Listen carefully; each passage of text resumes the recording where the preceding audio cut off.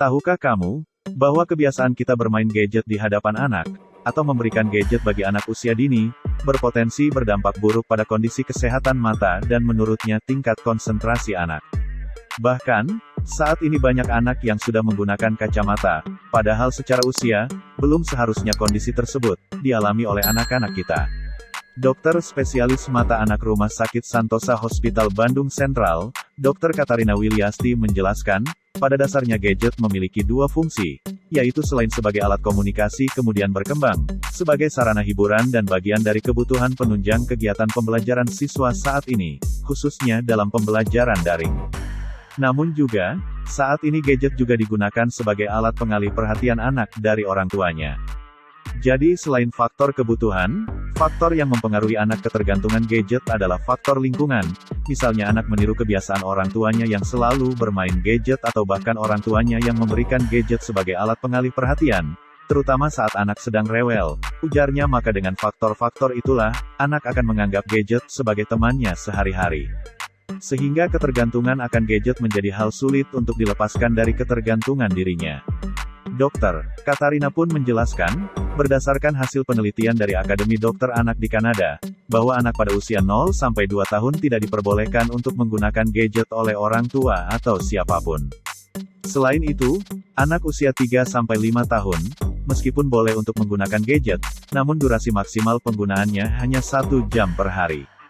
Sedangkan pada usia 6-18 tahun, biasanya maksimal hanya 2 jam per hari.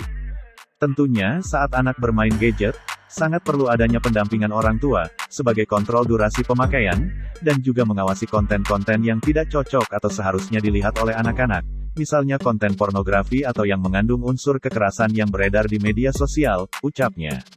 Ia pun menilai dampak penggunaan gadget, meski memiliki sisi positif bagi anak, namun lebih besar sisi negatifnya, khususnya bagi anak usia balita. Salah satu dampak negatif penggunaan gadget adalah, kurang peka pada situasi lingkungan sekitarnya, karena terlalu fokus terhadap gadgetnya, misal tidak menjawab saat namanya dipanggil. Bagi anak usia 0-2 tahun, dapat turut mempengaruhi kemampuan berbicara, padahal pada usia tersebut, adalah masa dan fase bagi anak untuk berlatih berbicara dengan baik. Jika anak usia 0-2 tahun terlalu lama di depan gadget, maka interaksinya dengan orang lain menjadi berkurang, karena terlalu fokus dengan gadgetnya. Jadi penggunaan gadget juga menjadi salah satu faktor yang dapat mempengaruhi kurangnya kemampuan berbicara pada anak, ujarnya. Untuk mencegah kerusakan mata akibat penggunaan gadget yang berlebihan, terdapat istilah rules of 20, yaitu setiap 20 menit seseorang berada di depan atau menatap layar gadget, maka diharuskan untuk merelaksasi mata, dengan melihat sesuatu objek yang berada pada jarak jauh tertentu, sejauh 20 kaki atau 6 meter, selama 20-30 detik. Adapun kondisi atau gejala mata lelah, diantaranya mata seperti kaku, sakit kepala, pegal-pegal di sekitar alis, dahi atau leher, mata cenderung berair, penglihatan menjadi berbayang dan atau buram.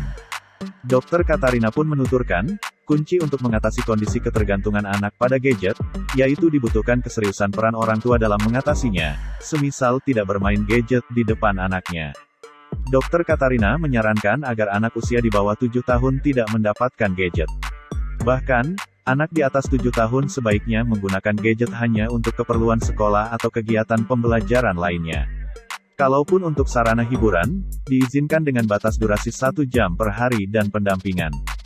Ia pun menambahkan, agar saat bermain atau menggunakan gadget, anak tidak dibiarkan di dalam sebuah ruangan seorang diri atau tidak ada aktivitas interaksi dari lingkungan sekitarnya. Menurutnya, jika anak yang sudah ketergantungan terhadap gadgetnya dalam waktu yang lama, memiliki kecenderungan mengalami miopia atau rabun jauh.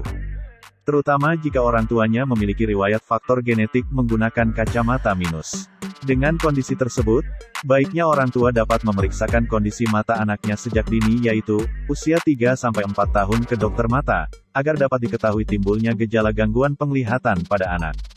Kalau sudah diketahui adanya gangguan penglihatan pada anak, dan memerlukan bantuan kacamata, baiknya dilakukan sesegera mungkin. Kalau kondisi tersebut terlambat diantisipasi, maka dapat mengakibatkan miopia, bahkan dapat berkembang pada gangguan kesehatan lainnya, ujar Dr. Katarina.